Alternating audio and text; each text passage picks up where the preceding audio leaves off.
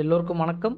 நாம இந்த தொடரை பார்த்துக்கிட்டு இருக்கிறது தமிழ் மொழியில் பயன்படுத்தப்படும் ஹிந்தி வார்த்தைகளையும் ஒரே மாதிரியான உச்சரிப்பையும் அர்த்தத்தையும் அடிக்கடி உபயோகப்படுத்துகிற வார்த்தைகளையும் பார்த்துக்கிட்டு இருக்கோம். அந்த வரிசையில் 20ஆம் நாளான இன்று பார்க்க போகிற முதல் வார்த்தை ஜீவன். ஜீவன் அப்படின்னா வாழ்க்கைன்னு அர்த்தம்.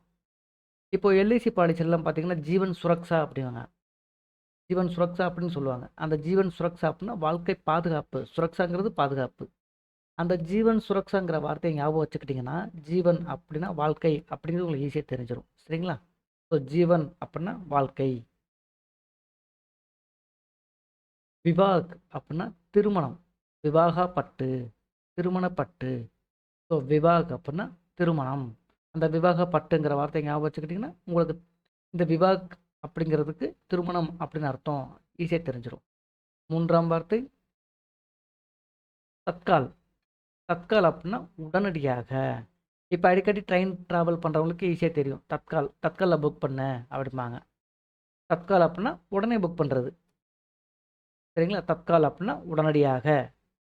4ஆம் வார்த்தை தையார்.